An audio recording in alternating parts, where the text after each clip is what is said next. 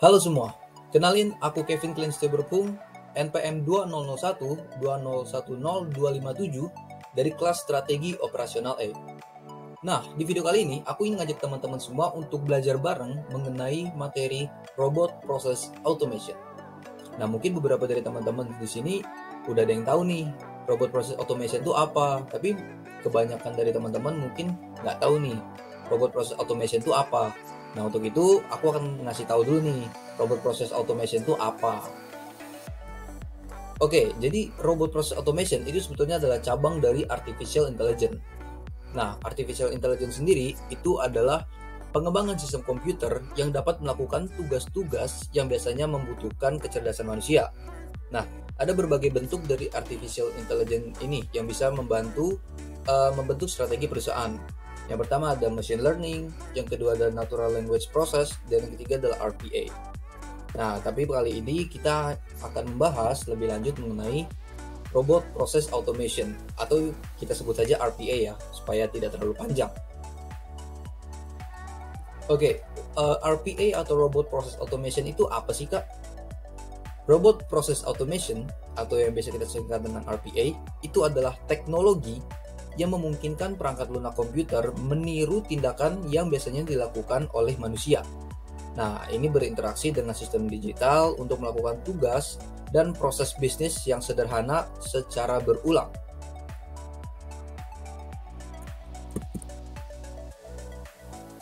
Oke, kurang lebih begini gambaran penerapan RPA itu sendiri. Nah, bisa kita lihat di video sebelah kanan, itu adalah video di mana robot yang sedang menanam sayuran-sayuran kecil di dalam sebuah media tanam. Nah, di sebelah kiri kita bisa lihat itu adalah salah satu contoh dari robot barista yang pernah saya temui di sebuah event di Jakarta. Nah, ini adalah contoh penerapan dari RPA. Gambarannya kurang lebih seperti ini. Jadi di sini robot bisa bekerja untuk melakukan aktivitas manusia. Pada dasarnya RPA itu terbentuk dari dua komponen. Komponen yang pertama itu adalah robot sebagai bentuk fisik, dan komponen kedua itu adalah automation sebagai otak. Nah, dari masing-masing komponen ini sendiri pun terdiri dari beberapa komponen pembentuknya. Untuk itu saya akan membahas yang pertama dulu, yaitu komponen robot sebagai bentuk fisik. Baik, untuk komponen robot sebagai bentuk fisik dari RPA itu terdapat 3 komponen dalam pembentukannya, yaitu pertama adalah engineer, yang kedua adalah teknologi, dan yang ketiga adalah science. Kita bahas satu persatu. Untuk engineer atau teknisi, itu adalah orang atau subjek yang merakit dan membuat sebuah robot berdasarkan perhitungannya, juga berdasarkan rancangannya. Nah, biasanya engineer ini bekerja secara tim. Kemudian yang kedua, itu adalah teknologi.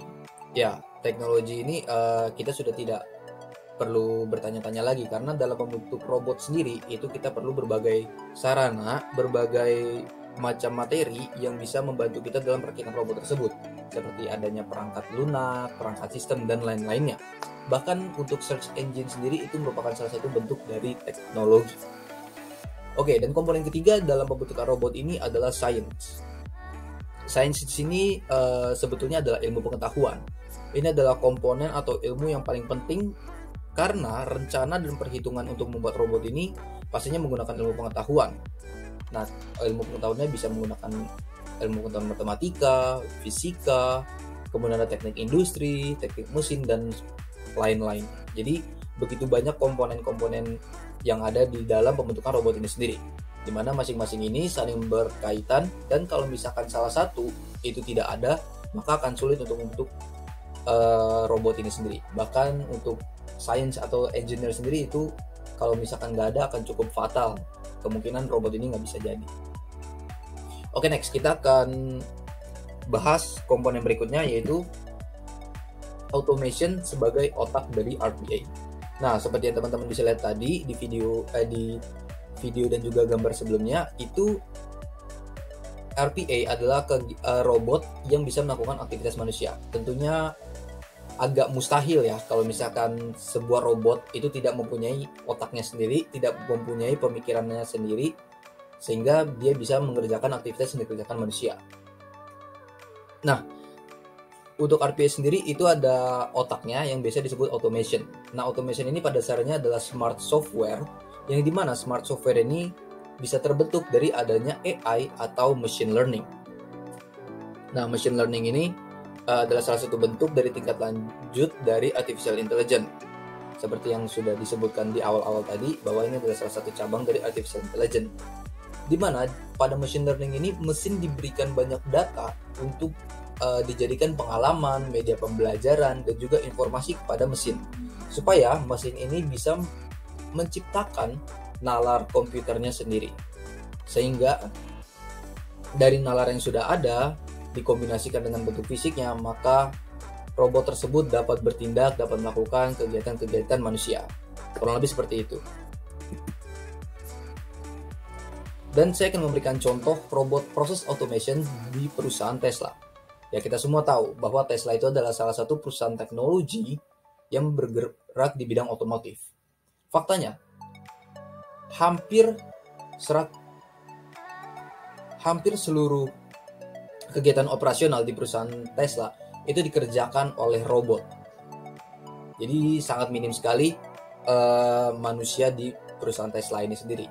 Dan kalau saya tidak salah itu ada 160 robot yang bekerja di Gigafactory Tesla ini. Dan kita akan lihat cuplikan dari robot process automation di perusahaan Tesla ini sendiri. Dan saya akan mencoba untuk menjelaskan beberapa kegiatan. Nah, di sini kita bisa lihat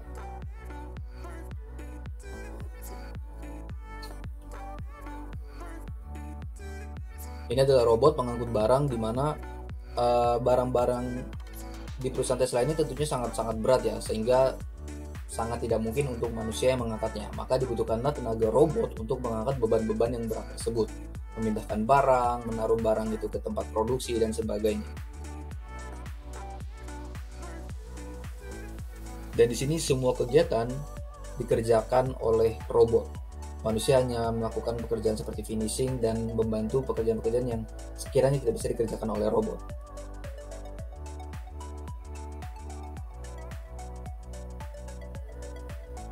Nah, di sini plat tadi dibentuk oleh robot dan kemudian dipindahkan ke mesin cetak. Dan di sini satu part itu bisa tercipta dalam 6 detik saja. Sehingga robot proses automation ini sangat-sangat memberikan efisiensi waktu terhadap proses produksi.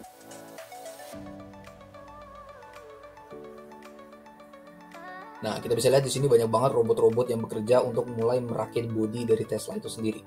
Karena pada dasarnya mesin-mesin ini sudah diciptakan, sudah diberikan sistem supaya mereka bisa bekerja menggantikan pekerjaan manusia. Dan tentunya untuk hasil saya pernah baca itu memang lebih efisien dan lebih presisi dibandingkan manusia mengerjakan, karena ya bagaimanapun juga mereka sudah disistem, sudah diatur sedemikian rupa supaya mereka bisa mengerjakan sesuai dengan porsi yang sama setiap kegiatan-kegiatan aktivitas berikutnya. Tentunya ini sangat berbeda dengan manusia, karena terkadang manusia ada yang merasa lelah, ada yang merasa sedang bersemangat sekali, jadi tentunya hasilnya juga pasti akan berbeda. Nah, ini adalah kegiatan yang dilakukan manusia, yaitu seperti memasang part-part kecil-kecil saja.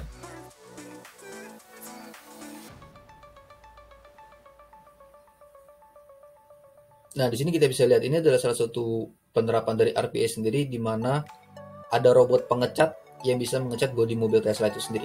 Tentunya tekanan yang dikeluarkan oleh masing-masing robot itu sama, sehingga tidak ada cat yang lebih tebal ataupun lebih tipis. Nah, ini adalah salah satu robot pengangkat barang Tesla juga, dan biasanya robot-robot ini mengerjakan secara otomatis, jadi tidak ada orang yang mengkontrol mobil atau mesin-mesin itu sendiri.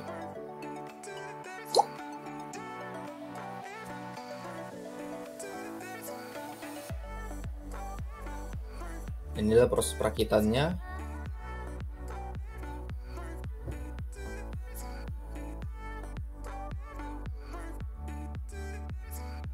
Pemasangan jok mobil pun dilakukan oleh robot.